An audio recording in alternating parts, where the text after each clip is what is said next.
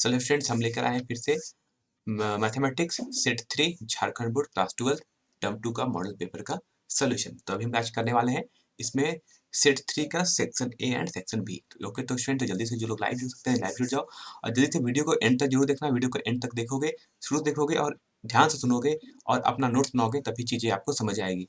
और जिनका तैयारी हो चुका है उनके लिए बेस्ट ऑफ लक, और जिनकी तैयारी नहीं हुई अच्छे से उनके लिए एक ही बात कहता है कि वीडियो को एंड तक देखो, अच्छे से देखो, सुनो, है ना, तब आपको बातें समझ आएंगी। तो बात करते हैं, सबसे पहले हम आज फिर से बात कर रहे हैं मॉडल सेट 3 का। ठीक है, क्लास 12 सब्जेक्ट मैथमेटिक्स। टाइम आपको मिलेगा इसमें 1.5 घंटा। जो फुल मार्क्स है वो आपका 40 मार्क्स का है।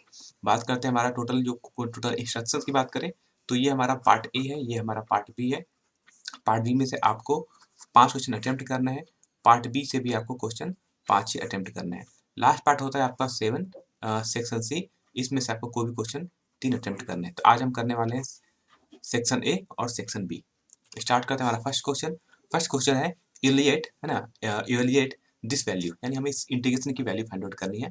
और इसका टर्म क्या, हमारा इंटीग्रेशन गिवन है, integration of ax plus B का होल स्क्वायर। इसको आप एक्सपेंड कर लो, एक्सपेंड करोगे तो ये बन जाएगा हमारा पूरा का term A square X square plus B square plus 2ab x। ठीक है, ये इसको आपको पूरा इंटीग्रेट एक्सपैंड करेंगे तो ये टर्म आ जाएगा। अब क्या करते हैं, एक एक टर्म को हम इंटीग्रेट कर ले हैं। ठीक है, तो ए का ए स्क्वायर तो कांस्टेंट, वो बाहर आ गया। एक्स स्क्वायर का इंटीग्रेशन हो जाता है x³/3। बी कांस्टेंट है तो बी स्क्वायर हो गया। और dx का और 1 का इंटीग्रेशन होता है ओनली x, तो हो जाएगा bx प्लस ये हो गया 2ab। और x का इंटीग्रेशन होता है x²/2 plus some constant c। 2 से 2 गया ना, तो वैल्यू आ जाएगी आपकी a square x³/3 plus b² x plus ab x square plus some constant c। तो ये हो जाती है आपकी पूरी इंटीग्रेशन की वैल्यू सॉल्व करने के बाद। ठीक है, बात करते हैं क्वेश्चन नंबर 2 में आते हैं। क्वेश्चन नंबर 2 में हमसे पूछा है कि find the order and degree, है ना, हमें किसी समीकरण का क्या करना है, कोटि और घात बोलते हैं ना। ऑर्डर मतलब कोटि, डिग्री मतलब घात, फाइंड आउट करना है। तो मैंने क्या कहा था कि क्या होता है अगर d⁴n बाई dx⁴n, यहाँ पर n क्या होता है, n हमारा ऑर्डर होता है। ठीक है, और क्या होता है कि यहाँ पर अगर आप इसका स्क्वायर करोगे, अब मान लो ऊपर टर्म m होता तो इस m को क्या बोलते हैं हम लोग, इस m को हम लोग बोलते हैं डिग्री, है ना। तो चेक करो कि सबसे मैक्सिमम n वैल्यू किसकी है। तो देखोगे यहाँ पर जो n की वैल्यू है वो आपकी यहाँ दिखाई देगी 1, है ना। ये यहाँ पर सिर्फ 1 ही दिख रहेगा आपको, क्या दिखाई देगा, यहाँ 1 और यहाँ 1। ठीक है, तो यहाँ पर पूछा जाएगा कि सर डिग्री कितनी है। पहली बात करते हैं ऑर्डर कितनी है, तो इसका ऑर्डर हो जाएगा 1। ठीक है, क्योंकि जो मैक्सिमम पावर है ना, n की वैल्यू, वो मैक्सिमम वैल्यू है यहाँ पर 1 है। और अगर देखा जाए dy/dx की पावर कितनी होगी, तो पावर यहाँ पर 1 है। तो बात करेंगे इसकी डिग्री कितनी हो जाएगी, यानी यहाँ पर m की वैल्यू कितनी है, यहाँ m की वैल्यू भी 1 है। तो order 1 degree 1। Question 3 find out क्या है कि find the magnitude of the vector, हमें इस वेक्टर का मैग्नीट्यूड फाइंड आउट करना है। तो मैग्नीट्यूड फाइंड करने का तरीका क्या होता है ना, यानी इसका मैग्नीट्यूड निकला होगा तो आप लिख सकते हो कि मैग्नीट्यूड, ना, इसका हमें मैग्नीट्यूड फाइंड करना है।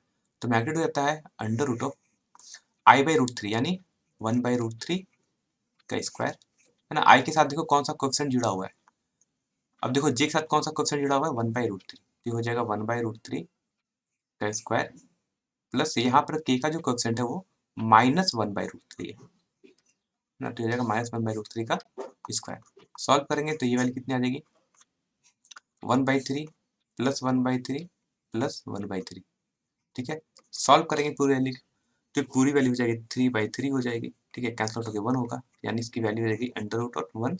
दैट विल भी हमारा फाइनल आंसर जो होगा वो 1 होगा, यानी इसका जो मैग्नीट्यूड है वो सिंपल हमारा 1 के इक्वल है। ठीक है, आते हैं क्वेश्चन नंबर 4 की बात करते हैं। क्वेश्चन नंबर 4 में हमसे कहा है कि अगर a की वैल्यू हमें गिवन है यहाँ पर, क्या हमें यहाँ पर a की वैल्यू गिवन है और b की वैल्यू गिवन है, तो पूरा है find the value of vector a plus B, यानी a प्लस बी का वैल्यू फाइंड आउट करो। और उसके बाद इस ए बी वेक्टर का, यानी एक हमें यूनिट वेक्टर फाइंड आउट करना है जो कि इस ए बी वेक्टर के अलोंग हो। ठीक है, तो क्या करते हैं, सबसे पहले हम a plus B find out कर लेते हैं यहाँ से।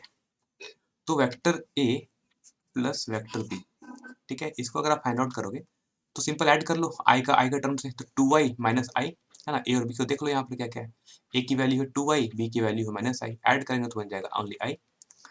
फिर यहाँ पर ए का देखो -j और +j बन जाएगा 0 इंटू जे, ठीक।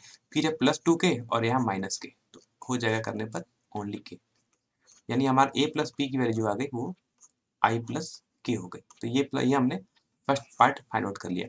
सेकंड पार्ट पूछा है इसका एक यूनिट वेक्टर, है ना, एक हमें फाइंड करना है यूनिट वेक्टर, ठीक है। अब यूनिट वेक्टर कैसा फाइंड करना है, जो कि अलोंग किसके अलोंग हो, जो अलोंग a प्लस बी हो, ठीक है। तो कोई भी ऐसा यूनिट वेक्टर जो इस ए बी के अलोंग हो, उसका फॉर्मूला क्या होता है, वेक्टर a प्लस बी, ठीक है, डिवाइड बाय कर लेंगे इसी वेक्टर का मैग्नीट्यूड, ठीक है। तो यहाँ तक कैलकुलेट करते हैं, a प्लस बी की वैल्यू पता है वो i प्लस जे आई हुई है, ठीक है। इसका अगर बात करो मैग्नीट्यूड का, तो मैग्नीट्यूड हो जाएगा i का कोएफिशिएंट यहाँ पे कितना था, 1 है, तो हो जाएगा 1 का स्क्वायर प्लस k का कोएफिशिएंट कितना है, 1 का स्क्वायर, तो बन जाएगा i प्लस, सॉरी यहाँ पर k है ना, k लिखना, j नहीं k है, तो i प्लस k, ठीक है, डिवाइड बाई √2, यानी जो यूनिट वेक्टर होगा जो इस ए बी के अलोंग हो, उसकी वैल्यू हो जाएगी वेक्टर i/√2, ठीक है, प्लस वेक्टर k/√2, ठीक है। ये हो जाएगा हमारा फाइनल आंसर। आते हैं क्वेश्चन नंबर 5 की। क्वेश्चन 5 हमसे कह रहा है कि can -1/2√3, 1/√2 -1/√3 be direction cosine of any directed line, यानी किसी भी लाइन का ये डायरेक्शन कोसाइन हो सकता है। तो देखो यहाँ पर हमें ये वैल्यू एल है, ये वैल्यू को हम एम करते हैं, इस वैल्यू को एन करते हैं, और ये होता है हमारा डायरेक्शन कोसाइन। और सिंस हमें पता है कि L square plus M square plus N square की वैल्यू 1 होती है ना, ये फॉर्मूला है ना, याद रखना। ये डायरेक्शन कोसाइन के स्क्वायर का सम हमेशा 1 आता है ना, ये ऑलवेज, ये फॉर्मूला है। तो फॉर्मूला रख लो, ये फॉर्मूला हमेशा वैलिड है किसी के लिए भी। तो हम यहाँ पर एल की वैल्यू पुट करते हैं, अगर 1 आ जाएगा तो डायरेक्शन कोसाइन होगा, 1 नहीं आएगा तो डायरेक्शन कोसाइन नहीं होगा। तो एल की वैल्यू पुट करते हैं तो हो जाएगा -1/2√3 का स्क्वायर, ठीक है। एम की वैल्यू लिख लेंगे 1/√2 का स्क्वायर, ठीक है, और एन की वैल्यू है -1/√3 का स्क्वायर, ठीक है। इसकी वैल्यू कैलकुलेट करके हम लाते हैं ना, कितनी आती है, 1 आएगा तो होगा, नहीं होगा तो नहीं होगा। तो ये हो जाएगा इसका -1/2√3 का स्क्वायर करेंगे तो ये वैल्यू हो जाएगी 1/12, है ना, प्लस 1/√2 का हो जाएगा 1/2, और -1/√3 का हो जाएगा 1/3, ठीक है। सॉल्व करते हैं, सभी का हम एलसीएम लेते हैं, तो ये हो जाएगा 1, ये हो जाएगा 6, ये हो जाएगा 4, ठीक है। सॉल्व करेंगे, वैल्यू आ जाएगी 11/12, जो कि 1 के इक्वल नहीं है। देखो पूछा जाएगा कि क्या ये डायरेक्शन कोसाइन होगा, तो नो, है ना, ये डायरेक्शन कोसाइन नहीं होगा। क्यों? क्योंकि इसकी वैल्यू 1 के इक्वल नहीं है। 1 के इक्वल होता तो ही कहते होगा ना, 1 के इक्वल नहीं है मतलब ये डायरेक्शन कोसाइन नहीं होगा, मतलब आंसर हो जाएगा नहीं। आते क्वेश्चन नंबर 6 की बात कर रहा, find the Cartesian equation of line passing through the points a 2, -1, 3 and b 4, 2, 1, यानी एक ऐसे लाइन की इक्वेशन फाइंड करो जिसका हमें कोऑर्डिनेट दिया हो ना, और हम उसका कार्टेशियन इक्वेशन फाइंड आउट करना है। तो यहाँ पर a की वैल्यू है ना, तो a का जो भी कोऑर्डिनेट है, ठीक है, ये कितना है, ये हमारा है 2, -1, 3, ठीक है। b का जो कोऑर्डिनेट दिया है वो हमारा 4, 2, 1 है, ठीक है। यहाँ पर x अगर हम कैलकुलेट करें तो यहाँ पर x, अगर a का जो कोऑर्डिनेट है वो 2 है ना, y1 क्या लिखोगे तो ये -1 है, और z1 लिखोगे तो ये -3 है। सिमिलरली जो b का कोऑर्डिनेट है उसको हम लिख लेंगे x2, तो ये वैल्यू 4 है, y2 कैलकुलेट करो तो ये वैल्यू 2 है, और z2 लिखो तो ये 1 है, ठीक है। अब इक्वेशन ऑफ लाइन क्या होता है ना, तो इक्वेशन ऑफ लाइन का फॉर्मूला याद रखो, है ना, equation of line, equation of line, ठीक है, किसमें, कार्टेशियन इक्वेशन लिखना, इसको लिख सकते हो कार्टेशियन इक्वेशन ऑफ लाइन। तो कार्टेशियन इक्वेशन ऑफ लाइन क्या होता है, ये इक्वल टू होता है x minus x1 by x2 minus x1, ठीक है। एग्जाम में आपको फॉर्मूला लिखना नहीं है, डायरेक्टली सॉल्व करना है, क्योंकि ये 1 मार्क्स का क्वेश्चन है। हम यहाँ पर क्या कर रहे हैं, आपको फुल डिटेल्स दिखा रहे हैं, ताकि जिस स्टूडेंट को ये फॉर्मूला नहीं पता है वो उसको पता चल जाए कि मैं यहाँ पर कौन सा फॉर्मूला यूज करने वाला हूँ, ठीक है। और लास्ट हो जाएगा हमारा z minus z1 by z2 minus z1, क्या करना है, बस यहाँ पर वैल्यू को पुट करनी है। तो x माइनस x1 की वैल्यू 2, x2 हमारा 4, ठीक है, और x1 हमारा हो गया 2, इक्वल टू y की वैल्यू कितनी है, y1 की वैल्यू -1, ठीक, y2 लिखोगे तो 2 माइनस और y1 की value -1, equal to z minus z1 की वैल्यू हो जाएगी -3, ठीक है, सॉरी -3 नहीं, थोड़ा सा एक मिस्टेक है यहाँ पर, ये सब 3 है ना, तो देख लेना ध्यान से, ये 3 लिखा हुआ है, तो डाटा को अच्छे से लिखना है वहाँ पर, ठीक है, और डिवाइड बाय हो जाएगा हमारा, z2 हो गया हमारा 1 और z1 हो गया हमारा, z2 हो गया 1 और z1 हो गया हमारा 3। इसको यहाँ सॉल्व कर लेते, ये हो जाएगी x माइनस 2/2 इक्वल टू ये हो जाएगा y प्लस 1/3 ना, ये हो जाएगा y प्लस 1/3 और ये हो जाएगी वैल्यू z माइनस 3/-2। तो ये हो जाएगा हमारा डायरेक्शन, ये हो जाएगा Cartesian equation of any line, ठीक है, जो कि ए और बी से होकर पास कर रही है। आते क्वेश्चन नंबर 7 में कह रहा है कि पी ए की वैल्यू गिवन है, पी बी गिवन है ना, पी बी गिवन है और पी ए इंटरसेक्शन बी की वैल्यू गिवन है। तो फाइंड करो पी ए बाई बी और पी बी बाई ए क्या होगा। तो बड़ा सिंपल सा फॉर्मुला बेस्ड क्वेश्चन है, ये क्वेश्चन देखना आपको बार बार रिपीट कर रहा है, तो ये क्वेश्चन तो कंफर्म आने वाला है ना इस पे क्वेश्चन, तो ये फॉर्मुला रट के जाओ कि अगर पी ए बाई बी पूछा जाए तो इसका फॉर्मूला होता है P A intersection B, since यहाँ पर ए बाई बी है तो यहाँ नीचे कौन है, बी, तो लिख लेते हैं इसको पी बी, ठीक है। सिमिलरली अगर आपसे पूछा जाएगा सेकंड क्वेश्चन पार्ट पर से पूछा गया पी बी बाई ए, तो जब पी बी बाई ए कहा जाएगा तो ऊपर में सेम टर्म होता है पी ए इंटरसेक्शन बी और नीचे यहाँ पर क्या है ए, यहाँ लिख देंगे नीचे पी ए। तो आपसे ये दोनों वैल्यू कैलकुलेट करने के लिए पूछी गई है। तो पहले हम फर्स्ट वैल्यू रखते हैं, पी ए इंटरसेक्शन की वैल्यू है 4/11 डिवाइड बाई पी बी की वैल्यू है 5/11, 11 से 11 गया, वैल्यू आ जाएगी 4/5। तो ये हो जाएगा हमारा पार्ट 1। पार्ट बी देखो तो हमसे पी ए इंटरसेक्शन बी की वैल्यू गिवन है 4/11 और डिवाइड बाई पी ए की वैल्यू गिवन देखो ऊपर गिवन है वो 6/11, 11 से 11 गया, वैल्यू आ गई 4/6 और सॉल्व करोगे तो ये 2 टाइम्स में, ये 3 टाइम्स में, वैल्यू आ जाएगी 2/3। तो ये हो जाएगा आपका पी ए बाई बी और पी बी बाई ए की वैल्यू। तो इस प्रकार क्या होता है, हमारा सेक्शन ए कंप्लीट होता है। टोटल 7 क्वेश्चन थे, इसमें से भी आपको एग्जाम में कोई 5 ही क्वेश्चन अटेम्प्ट करने हैं। अब आते हैं हम थोड़ा सा सेक्शन बी में। सेक्शन बी में क्या है, सेक्शन बी में भी आपके टोटल 7 क्वेश्चन है, उसमें से भी आपको कोई 5 ही क्वेश्चन अटेम्प्ट करना है और हर क्वेश्चन के आपको 3 मार्क्स मिलेंगे। तो यहाँ पर जो सबसे पहला पार्ट पूछा गया है ना, क्या है, इवेल्युएट दिस वैल्यू है ना 10⁴x। देखो मैंने कहा कि इंटीग्रेशन के क्वेश्चंस हो, अगर आपने प्रैक्टिस किया अच्छे से तो करना, नहीं आता है तो कोई और ऑप्शन ढूंढो, है ना, क्योंकि 5 में से 7 में से आपको 5 ही क्वेश्चन अटेम्प्ट करना है। तो हमसे ढूंढो ऐसा क्वेश्चन जिसका सॉल्यूशन सिंपल हो। जैसे इसका अगर आप सॉल्यूशन करोगे, अगर आपने पहले कभी किया होगा तो आपको पता होगा कि इसका सॉल्यूशन सिंपल नहीं है ना, ये थोड़ा सा लॉन्ग प्रोसेस जाता है। तो फिर भी हम इसे करेंगे ना, क्योंकि हमें तो एग्जाम में करना है। तो क्या करते हैं, इस इंटीग्रेशन को आई की वैल्यू को हमें गिवन क्या था, 10⁴x dx, ठीक है। क्या इसको हम इस तरह से लिख सकते हैं 10, है ना, सबसे पहले क्या करते हैं हम चीजों को पहले सिंप्लीफाई कर लेते हैं ना, पहले जो 10⁴x है पहले इसे हम अलग से सॉल्व कर लेते हैं। तो क्या हम 10⁴x को लिख सकते हैं कि tan² इंटू tan²x, ठीक है, इस टाइप से हम लिख सकते हैं। अब क्या करते हैं, जो पहला जो tan² है इसको हम sec² -1 लिख लेते हैं, ठीक है, इंटू tan²x ऐसे लिख सकते हैं। अब क्या करते हैं, ब्रैकेट को हम ओपन करेंगे तो हमारे पास जो टर्म बच जाएगा वो बच जाएगा sec² into tan² minus tan²x, ठीक है।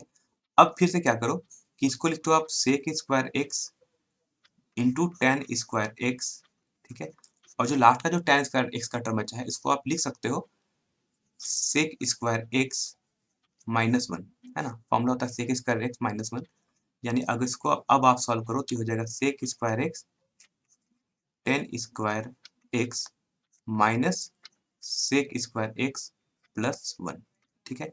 ये हमने 10⁴x की वैल्यू कैलकुलेट कर ली, है ना, इसलिए हमें वैल्यू फाइंड करना था, इंटीग्रेशन ऑफ 10⁴x dx, ठीक है, यानी इस टर्म को हम लिख सकते हैं अब 10⁴x की वैल्यू को पुट कर लो तो हो जाएगा sec² ten square x into D X, बीच में साइन आया माइनस का तो माइनस, की हो जाएगा sec square x d x, फिर हो गया प्लस, और 1 है तो यहाँ हो जाएगा सिर्फ ओनली डी एक्स।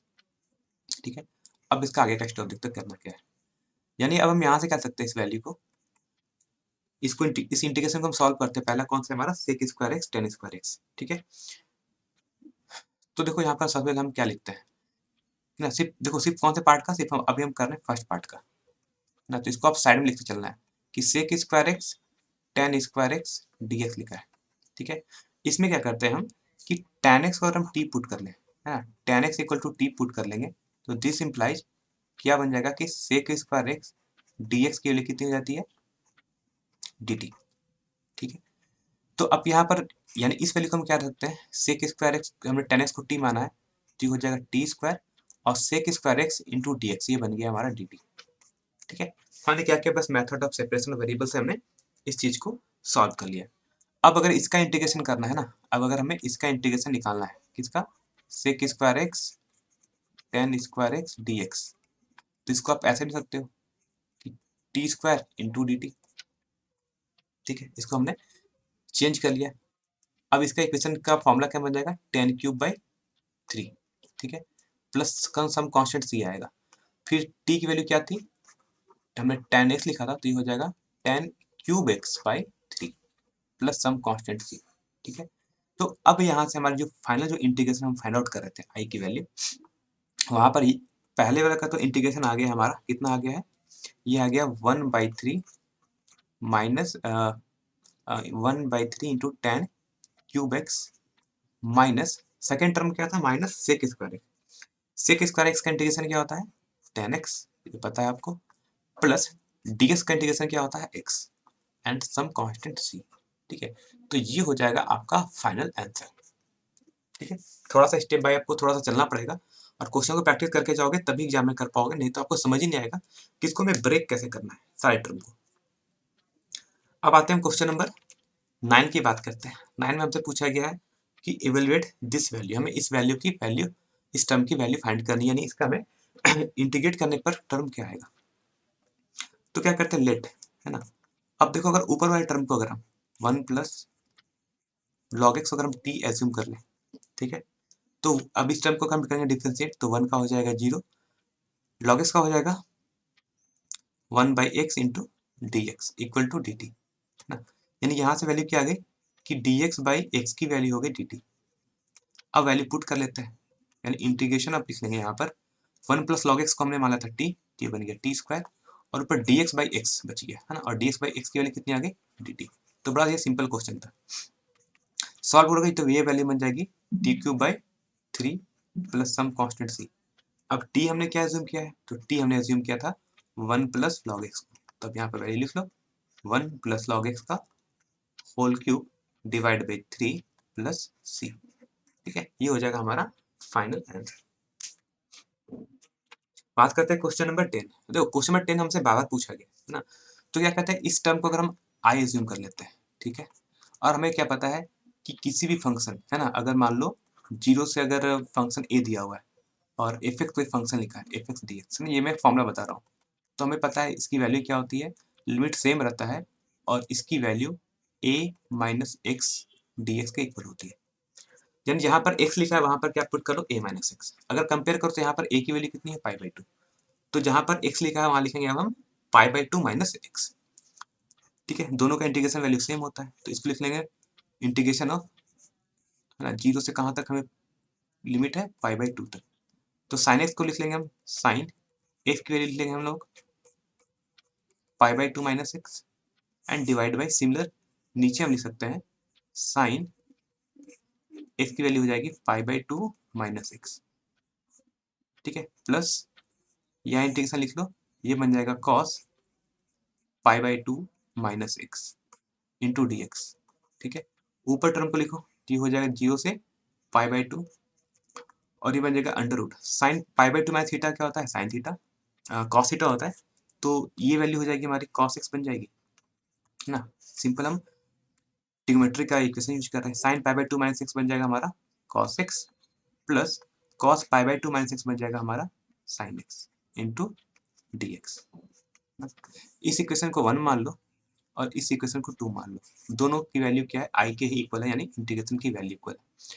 तो इक्वेशन 1 प्लस इक्वेशन 2, यानी इक्वेशन 1 और इक्वेशन 2 को ऐड करने पर क्या मिलेगा, यानी वी गेट, लिख सकते हैं हमें क्या मिलेगा, यानी इस वैल्यू को अगर आप सॉल्व करोगे तो हमारा जो फाइनल टर्म आ जाएगा वो बन जाएगा 2i, है ना। ऐड करने पर बन जाएगा 2i, दोनों को ऐड करोगे तो ये बन जाएगा 0 से π/2। ऊपर का टर्म बन जाएगा हमारा अंडर रूट ऑफ, देखो दोनों का न्यूमरेटर डिनोमिनेटर सेम है, तो ऊपर का टर्म क्या होगा, दोनों सिंपली ऐड हो जाएगा क्योंकि दोनों का डिनोमिनेटर सेम था, ठीक है। और नीचे का sine x plus under root of cos x into D x. अब देखो ये टर्म पूरा कैंसिल आउट हो गया, तो वैल्यू कितनी बच गई, 0 टू π/2 इंटू डी एक्स, ये 2i की वैल्यू थी, ठीक है। तो यहाँ से 2i की वैल्यू हो जाएगी डी एक्स का इंटीग्रेशन एक्स, लिमिट 0 से π/2, ठीक है। तो यहाँ से 2i की वैल्यू हो जाएगी हमारी सिंपल π/2 माइनस 0, जिसको आप π/2 लिख सकते हो सिंपली, ठीक है। एंड दिस इम्प्लाइज यहाँ से इंटीग्रेशन i की वैल्यू हो जाएगी π/4, ठीक है। ये हो जाएगा आपका फाइनल आंसर, ठीक है। तो ये क्वेश्चन आपका हर पेपर में रिपीट हुआ है, यानी ये ऐसा क्वेश्चन तो एक आपको पक्का एग्जाम में मिलने वाला है, और एग्जाम में ऐसे ही रख के सॉल्व करना है ना, और फास्ट सॉल्व करना है, टाइम नहीं लगाना है वहाँ। बात करते हैं हम क्वेश्चन नंबर, बात करते हैं 11, है ना। क्वेश्चन में 11 थोड़ा सा हमारा एक अच्छा क्वेश्चन है, ठीक है। कह रहा है इसकी वैल्यू फाइंड करो, है ना। देखो इसको मैं 2 तरीका बताता हूँ, पहले हम फर्स्ट तरीका फाइंड आउट कर लेते हैं कैसे। तो फर्स्ट तरीका हम बात करते हैं यूजिंग फॉर्मूला, है ना। अगर आपने ट्रिग्नोमेट्री का फॉर्मूला पढ़ा है ना, तो आपको ये चीजें पता होगी कि इसको आप लिखते कैसे। जैसे यहाँ साइन क्यूब एक्स लिखा है ना, तो हमें पता है कि साइन 3x का फॉर्मूला पता होगा, है ना। साइन 3x कितना होता है, साइन 3x की वैल्यू होती है 3 sine x minus 4 sine cube x, ठीक। तो यहाँ से आप साइन क्यूब एक्स को क्या लिख सकते हो, यानी sine cube x equal to हो जाएगा साइन को लिखोगे, इसकी वैल्यू हो जाएगी साइन क्यूब एक्स की हो जाएगी 3 sine x minus sine 3x, ठीक है, डिवाइड बाई 4, ठीक है। और हमसे वैल्यू किसकी पूछी गई, हमें पूछा गया है इंटीग्रेशन आप फाइंड कर लो साइन क्यूब एक्स dx की, ठीक है। लिमिट भी लगा लिया 0 से π/2, ठीक है। तो क्या करना है, बस यहाँ पर वैल्यू को रख के सॉल्व कर लो, ठीक है। तो साइन क्यूब एक्स की वैल्यू हमने फाइंड आउट की है 1/4, तो 1/4 तो कांस्टेंट है, इसको पहले बाहर लिख लो, ठीक हो जाएगा 0 से π/2, और साइन क्यूब एक्स को आप लिख सकते हो 3 sine x minus sine 3x into dx, ठीक है। सॉल्व करते तो ये हो जाएगा 1/4, ठीक है। इसको इंटीग्रेशन आप सॉल्व करोगे तो 3 साइन एक्स का हो जाएगा -3 कॉस एक्स, ठीक है, माइनस होगा साइन 3x का बन जाएगा हमारा माइनस कॉस 3x/3, लिमिट 0 से π/2। क्या करते हैं, बस वैल्यू करके सॉल्व करेंगे, तो हो जाएगा 1/4, ये टर्म आ गया था हमारा -3 cos X plus cos 3x/3, ठीक है, लिमिट 0 से π/2।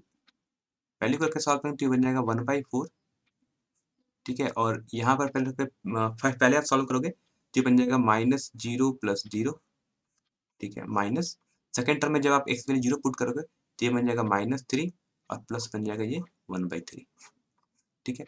यानी यहाँ से क्या वैल्यू को सॉल्व कर लेते हैं, तो ये वैल्यू हो जाएगी हमारी 1/4, और यहाँ टर्म बन जाएगा हमारा 3 - 1/3, तो ये बन जाएगा हमारा आई थिंक 2/3 ना। और यहाँ से वैल्यू आ जाएगी 2 से 2 जाएगा,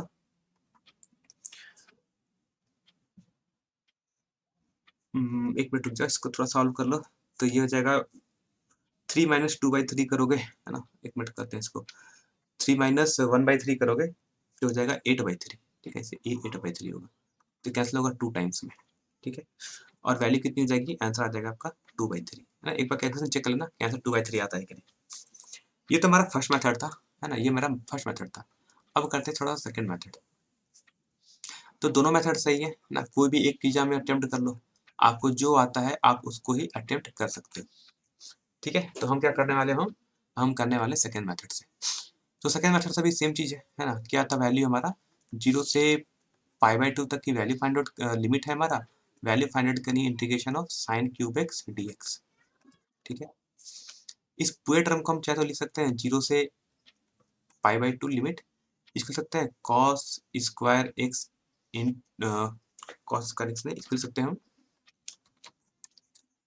इस टर्म को हम लिख सकते हैं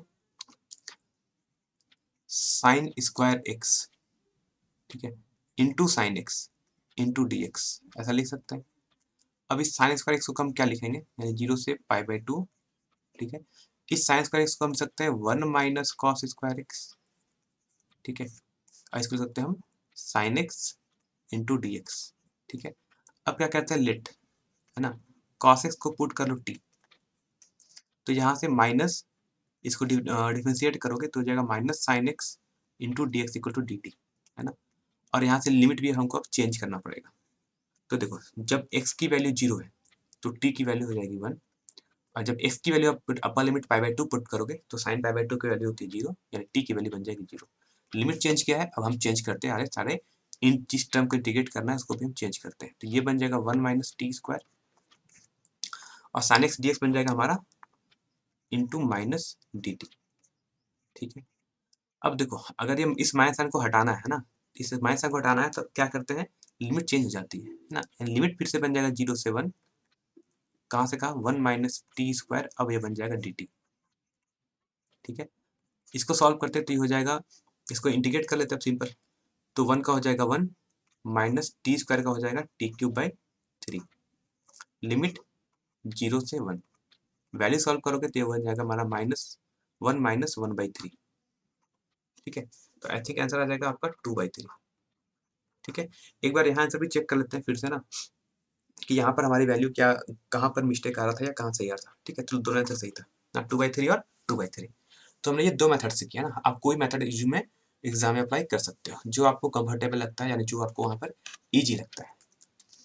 बात करते हैं क्वेश्चन नंबर 12, कह रहा है यूजिंग वेक्टर मेथड, यानी वेक्टर मेथड से यूज करके बताओ कि find the area of triangle whose vertices are given, है ना।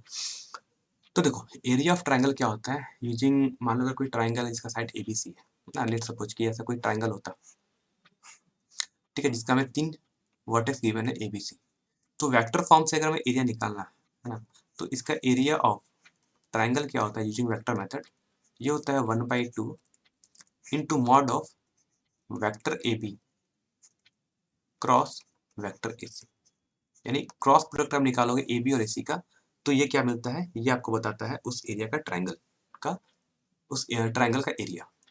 यानी अभी पहले कैलकुलेट करना पड़ेगा ए बी और ए सी कितना है। ठीक है, तो ए बी और सी के लिए क्या करना है, पहले आप ए बी कैलकुलेट कर लो। ठीक है, ए बी निकालने का तरीका है, यानी वेक्टर ए बी, मैंने बताया इसको लिखते कैसे हैं, वेक्टर बी माइनस वेक्टर ए।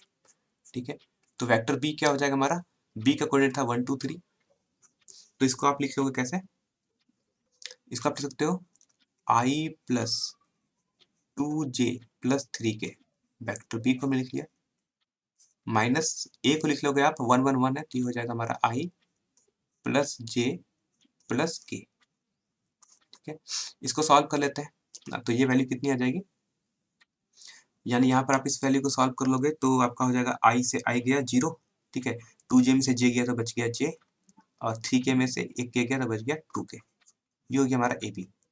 अब हमें कैलकुलेट क्या करना है, अब हमें कैलकुलेट करना पड़ेगा ए सी, ए सी निकाल लेते हैं, तो ये हो जाएगा vector C minus vector A, है ना। आपको पूरा डिटेल बता रहा हूँ, आप चाहे तो एग्जाम में कुछ इस प्रोसेस स्किप कर सकते हो, यहाँ पर फॉर्मूला लिखने की ज़्यादा जरूरत नहीं है ना। तो वेक्टर सी लिख लो, ये जाएगा हमारा 2i प्लस 3j प्लस के, और जिसको वीडियो समझ नहीं आ रहा हो, जब आपका कोर्स कंप्लीट हो जाए तो इसी वीडियो को आकर देखना, है ना, तब आपको यहाँ पर हर एक बात समझ आएगी कि ना हम यहाँ पर किए क्या थे, है ना, और हर चीज़ को एक एक स्टेप करके बताते हैं ना, छोटे छोटे स्टेप्स को भी हम आपको क्लियर कर रहे हैं, ताकि कभी भी आपको क्वेश्चन में डाउट हो तो इस वीडियो को आप देखोगे तो आपका आंसर समझ आ जाएगा एक बार में। ठीक है, इसको सॉल्व करना तो आ जाएगा i प्लस 2j, हमें ए मिल गया, बी मिल गया, तो therefore area of triangle क्या हो जाएगा ना, उससे पहले हमें निकालना है area of triangle A B cross A C, तो पहले क्या करते हैं हम A B cross A C calculate कर लेते हैं ना, ए बी क्रॉस ए सी, तो ए बी क्रॉस ए सी लिखने का तरीका क्या होगा, वेक्टर लिखते हैं आई, ये हो जाएगा वेक्टर जे, ये हो गया वेक्टर के। अब कोऑर्डिनेट लिख लो पहले ए बी का। ए बी कोऑर्डिनेट क्या था, आई में 0, जे में 1 और के में कितना है 2, ये ए बी का है। ए सी का देखो तो आई की वैल्यू 1 है, यहाँ पर जे का कोएफिशिएंट 2 है और के का कोई भी कोएफिशिएंट नहीं था। ठीक है, इसको रख के सॉल्व करते हैं।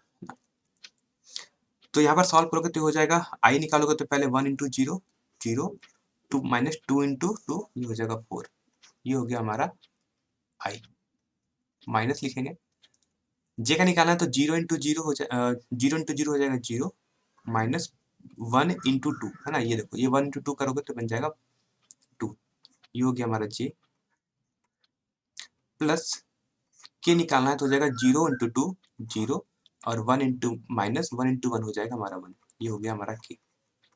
ठीक है, तो यहाँ से वैल्यू कैलकुलेट करोगे तो आपकी जो वैल्यू आई है वो होगा -4i प्लस 2j। ठीक है, और ये हो जाएगा माइनस के, ये आ गया हमारा वेक्टर ए क्रॉस ए सी। अभी क्या करना है ये भी सॉल्व नहीं है, अब हमें क्या करना है इसके बाद है ना, इसका अगला स्टेप देखो, हमें इसका मैग्नीट्यूड निकालना है, किसका, ए बी क्रॉस ए सी का। ठीक है, तो एग्जाम में आपको अपने हिसाब से कुछ स्टेप को स्किप भी करना है। तो अगर हमें इसका मैग्नीट्यूड निकालना है तो क्या होगा, -4 का स्क्वायर, आई का क्वेश्चन था -4 तो -4 का स्क्वायर, प्लस जे का कोएफिशिएंट है 2 तो 2 का स्क्वायर, और के का यहाँ कोएफिशिएंट है -1 तो हो जाएगा -1 का स्क्वायर। सॉल्व करेंगे तो ये हो जाएगा हमारा 16, ये प्लस हो जाएगा 4 प्लस ये हो जाएगा 1, यानी वैल्यू आ गई आपकी यहाँ से √21। ठीक है, तो देयरफॉर एरिया ऑफ ट्रायंगल क्या हो गया है ना, एरिया ऑफ ट्रायंगल। तो एरिया ऑफ ट्रायंगल मैंने बताया था, फॉर्मूला क्या था 1/2 और magnitude of A B cross A C.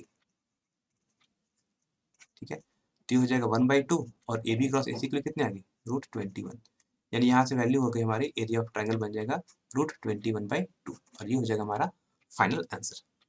ठीक है, एरिया है,